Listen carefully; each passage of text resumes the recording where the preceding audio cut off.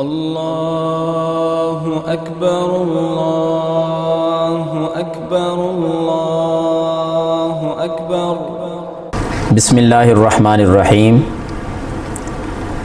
سوال یہ پوچھا گیا ہے کہ قربانی کی جو طاقت رکھتے ہیں لوگ، قربانی کی استطاعت رکھتے ہیں، عشرہ ذی الحجہ یعنی ذی الحجہ کا چاند طلوع ہونے سے لے کر عید کی نماز ادا کرنے تک، ان کے لیے تو حکم موجود ہے احادیث کے اندر کہ انہوں نے اپنے جسم کے بال بھی نہیں کاٹنے، ناخن بھی نہیں تراشنے۔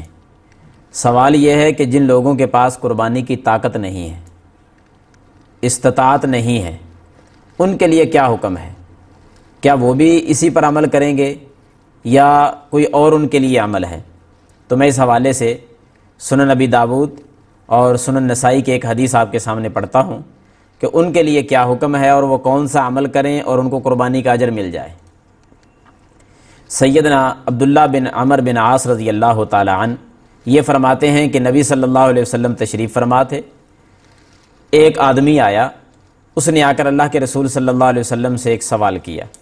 عرض کرتا ہے، اے اللہ کے رسول صلی اللہ علیہ وسلم، میرے گھر میں ایک دودھ دینے والی بکری موجود ہے، اس کے علاوہ میرے پاس اور کوئی چیز نہیں، یعنی کوئی دوسرا جانور نہیں کہ جس کی میں قربانی کر سکوں، تو کیا میرے لیے یہ اجازت ہے کہ میں وہ دودھ والی بکری کو ذبح کر دوں قربانی کے طور پر؟ تو آپ صلی اللہ علیہ وسلم نے منع فرما دیا۔ آپ نے فرمایا کہ اس جانور کو ذبح نہ کر، وہ دودھ دینے والا جانور ہے، اسے آپ ذبح نہ کریں، لہٰذا آپ ایک عمل کر لیں۔ عمل یہ کریں کہ عید کی نماز جب آپ پڑھ کر آئیں، عید کی نماز پڑھنے کے بعد آپ اپنے ناخن تراش لینا، مونچھیں کاٹ لینا، زیر ناف بال صاف کر لینا، یہ عمل تو کر لینا۔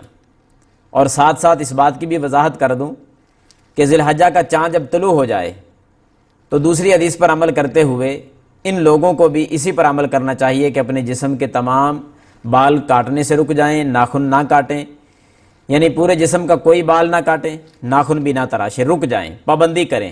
جب عید کی نماز پڑھ لیں تو وہ عید کی نماز پڑھنے کے بعد پھر اپنے بال اور ناخن جو ہیں ان کو کاٹ لیں، تراش لیں۔ یہ عمل کرنے سے ملے گا کیا؟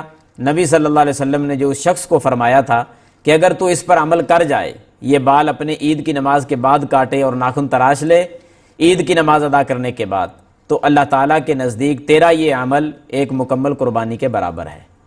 حالانکہ قربانی اس کے پاس نہیں ہے، قربانی کرنے سے روکا جا رہا ہے کہ آپ دودھ والا جانور ذبح نہ کریں، اور فضیلت کیا بیان ہو رہی ہے کہ یہ عمل کر لے گا تو اللہ تعالیٰ کے نزدیک یہ مکمل قربانی کا اجر ہے۔ تو ہمیں بھی چاہیے کہ ہم ان لوگوں تک یہ پیغام پہنچائیں جو امت میں غریب لوگ ہیں، قربانی کا جانور خریدنے کی طاقت اور استطاعت نہیں رکھتے، وہ اس حدیث پر عمل کر کے اللہ تعالیٰ سے مکمل قربانی کا اجر حاصل کر لیں، ثواب حاصل کر لیں۔ کون سا عمل؟